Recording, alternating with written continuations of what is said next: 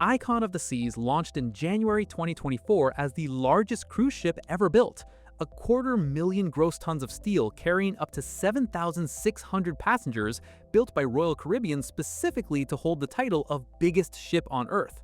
Carnival Jubilee launched just weeks earlier, in December 2023, as Carnival's own newest and largest ship, not trying to break a world record, but built to be the single best expression of what makes a Carnival cruise a Carnival cruise.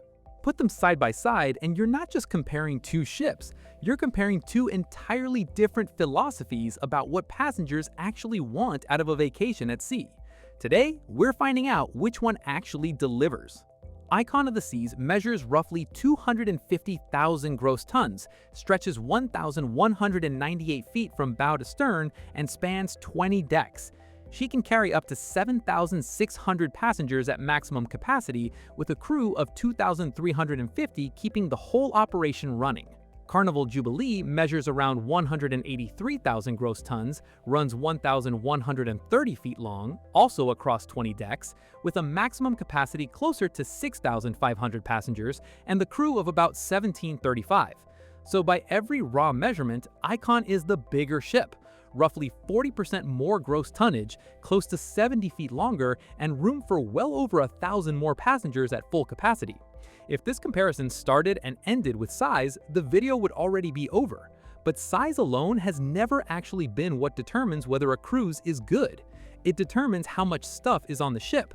It doesn't determine whether that stuff is actually well-designed, well-themed, or genuinely enjoyable to spend a week around. That's where this comparison actually gets interesting. It's also worth understanding why these two ships ended up this size in the first place, because the size numbers aren't random. Icon of the Seas was ordered specifically as a flagship project, internally referred to as Project Icon, announced back in 2016 as Royal Caribbean's answer to a simple question. After years of building ever larger Oasis-class ships, what does the next real leap forward actually look like? Every dimension of Icon, down to her unusual parabolic bow design intended to improve stability and smooth out her motion through waves, was engineered from the ground up around the goal of building the largest, most technologically advanced cruise ship ever put to sea. Carnival Jubilee was never trying to win that particular race. She's the third ship in Carnival Excel class, following Mardi Gras and Carnival Celebration, and her job was to refine an already successful formula, rather than reinvent it. If there's one feature both ships are clearly built around, it's water.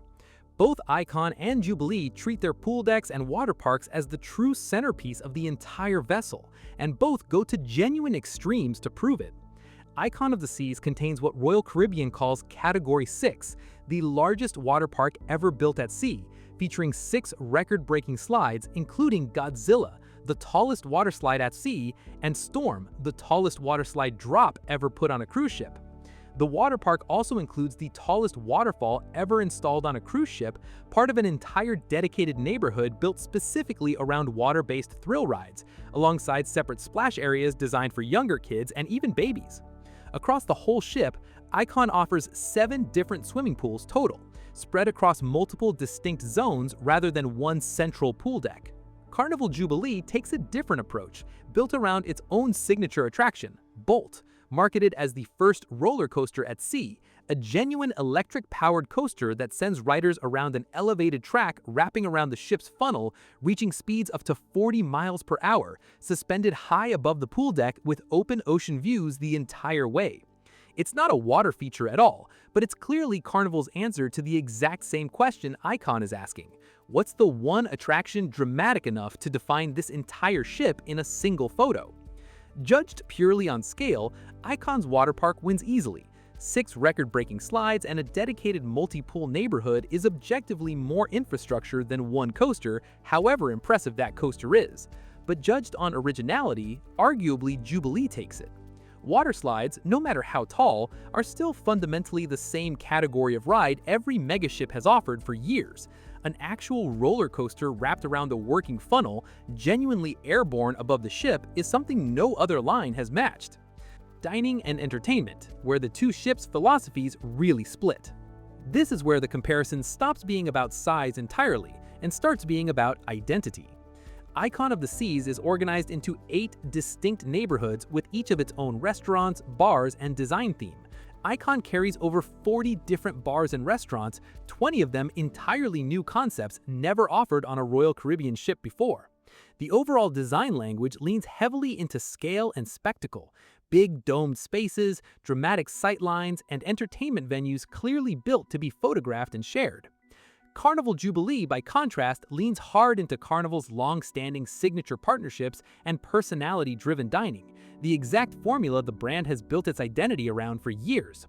Jubilee's atrium is a 3-deck space overlooking the ocean on the starboard side, designed to convert into a nightlife menu after dark, a more intimate scale compared to Icon's larger central promenade, but one clearly built around Carnival's more relaxed, personality-forward brand identity. Neither approach is objectively better. Icon is betting that passengers want scale, spectacle, and almost theme park level of variety spread across distinct zones. Jubilee is betting that passengers want recognizable names, comfort food done well, and a slightly more intimate, less overwhelming version of the same megaship experience. Which one actually wins depends entirely on what kind of vacation you're looking for in the first place, which is exactly the split between these two brands more broadly. Water slides and specialty restaurants get all the marketing attention, but for most passengers, the single space that determines whether a cruise actually felt comfortable is the one they spend the least time in front of cameras, their own cabin. Icon of the Seas carries just under 2,800 staterooms, and Royal Caribbean built a meaningful share of them specifically with larger families in mind, including new cabin categories designed to comfortably sleep 5 or more guests, a direct answer to years of passenger feedback that traditional cruise cabins simply weren't built for bigger modern families. Icon also introduced expanded connecting cabin configurations and dedicated family-focused neighborhoods, positioning entire sections of the ship specifically around multi-generational groups traveling together. Carnival Jubilee carries roughly 2,600 staterooms across more than 20 different categories, split between interior, ocean view, balcony, and suite options, following a layout broadly similar to her Excel-class sisters. Carnival has its own long-running family strategy, built less around entirely new cabin categories and more about keeping per-person pricing low enough that larger families can afford multiple connecting cabins next to each other in the first place, rather than needing one oversized room to fit everyone in. Both approaches get a family of 6 onto the ship comfortably. They just get there through different parts of the budget. Here's the part of this comparison that matters more than either ship's waterslide count, and it's the part cruise lines never lead with: cost. Carnival has spent decades building its identity specifically around affordability, positioning itself as the accessible, budget-friendly option in an industry where prices can spiral quickly once you start adding excursions, drink packages, and specialty dining. Icon of the Seas launched at the exact opposite end of that spectrum, priced and marketed as a premium flagship experience, with cabin rates that regularly run well above comparable sailings on most other megaships, driven partly by genuinely overwhelming demand in her first 2 years of service. That price gap isn't a minor detail. For a lot of passengers, it's the single factor that actually decides which of these two ships makes sense for their vacation, regardless of how many record-breaking waterslides one of them happens to have. A family of 4 choosing between a Jubilee sailing and an Icon sailing isn't just choosing between 2 different ships. They're often choosing between 2 significantly different total costs for the same length of vacation, once cabin pricing, onboard spending, and demand-driven pricing spikes are factored in. That gap tends to widen even further once you look past the base cabin fare. Icon of the Seas has consistently sailed at or near full capacity since her debut, and high demand on a fixed number of cabins almost always pushes add-on pricing upward too. Specialty dining reservations, drink packages, and shore excursions all tend to carry a premium on a ship this in demand, simply because Royal Caribbean can charge it and passengers keep paying. Carnival's broader fleet strategy works in the opposite direction, built around high volume and repeat bookings, which generally keeps onboard spending closer to the baseline you'd expect on a standard mainstream sailing, even aboard the newest ship in the fleet. There's also the matter of where each ship actually sails from, which quietly affects the total cost of getting there in the first place. Icon of the Seas operates primarily out of Miami, one of the most expensive and heavily trafficked cruise ports in the country, requiring a flight and hotel night for passengers who don't already live in South Florida. Carnival Jubilee homeports out of Galveston, Texas, giving her a large drivable passenger base across Texas and the broader Gulf region, who can reach the ship without ever booking a flight. For a family weighing total vacation cost rather than just the cabin price on a booking page, that difference in required travel can end up mattering just as much as anything printed on either ship's fact sheet. There's a demand side to this price gap too, worth spelling out clearly rather than leaving as background noise. Icon of the Seas generated genuinely unprecedented booking interest before she'd even completed her first sailing, with early voyages selling out well in advance, and secondary markets briefly seeing resale prices climb above what Royal Caribbean itself was charging. That kind of demand curve, a brand new ship launching into a wave of media coverage, viral social videos, and genuine scarcity in the first year of bookings, tends to keep prices elevated for considerably longer than a typical new ship rollout. Carnival Jubilee generated plenty of excitement of its own, but nothing at the same fever pitch, which likely means her pricing settled into a normal, predictable pattern faster than Icon's did, and probably will continue to for the next several years. This is where which is actually better stops having one universal answer. Icon of the Seas may well be the better ship on almost every measurable spec, but better isn't the same question as better value. And for a huge share of cruise passengers, value is the number that actually decides where they book. There's one more number worth pulling out from those specs, because it quietly affects almost every part of the onboard experience without ever showing up in a single marketing photo: the ratio of crew to passengers. Icon of the Seas carries a crew of 2,350 against a maximum capacity of 7,600 passengers, working out to roughly one crew member for every 3¼ guests. Carnival Jubilee carries a crew of about 1,735 against a maximum capacity of around 6,500, a very similar ratio, close to one crew member for every 3¾ guests. Those numbers are closer than almost anything else in this comparison, which tells you something important. Despite Icon carrying well over 1,000 more passengers at full capacity, Royal Caribbean scaled up staffing at nearly the same rate, rather than trying to save money by spreading a smaller crew across more guests. Neither ship is dramatically better staffed than the other on paper, which means the actual day-to-day service experience, how quickly your drink order arrives, how fast your cabin gets cleaned, how easy it is to get a dinner reservation, likely comes down more to each line's training and operational culture than any real gap in raw staffing numbers. That operational culture shows up in small, repeated details rather than any single headline feature. Royal Caribbean has built Icon's service model around app-based ordering and reservations, letting passengers book specialty dining, reserve waterslide time slots, and order drinks directly from their phones, reducing some of the friction that used to come standard with a ship this large. Carnival has invested in similar app-based tools of its own, but the brand's broader reputation has always leaned more on friendly, personality-driven service than on technology smoothing over the crowd. There's one final layer to this comparison that has nothing to do with slides, restaurants, or price tags, and it's the part naval architects actually get excited about: how each of these ships is actually powered.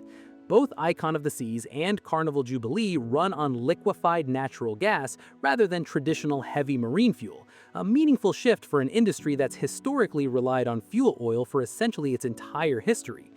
LNG burns significantly cleaner, cutting sulfur emissions dramatically compared to older ship fuel, and both cruise lines have been steadily converting their newest builds to this same technology as part of broader efforts to reduce their environmental footprint. The fact that two direct competitors racing to build the flashiest possible ship for entirely different audiences ended up making the exact same fundamental engineering choice about how to power their flagship vessels says something about where the entire industry is heading, regardless of which brand's name happens to be painted on the hull. None of this shows up in a single vacation photo, and almost no passenger on board either ship will ever think about it during their cruise, distracted instead by water slides, steakhouses, and ocean views. But it's a genuine and meaningful reminder that even in a comparison built primarily around water slides and roller coasters, both of these companies are quietly competing on the exact same underlying question at the same time: how do you build a ship this size, carrying this many thousands of passengers, without the environmental costs scaling up right alongside it?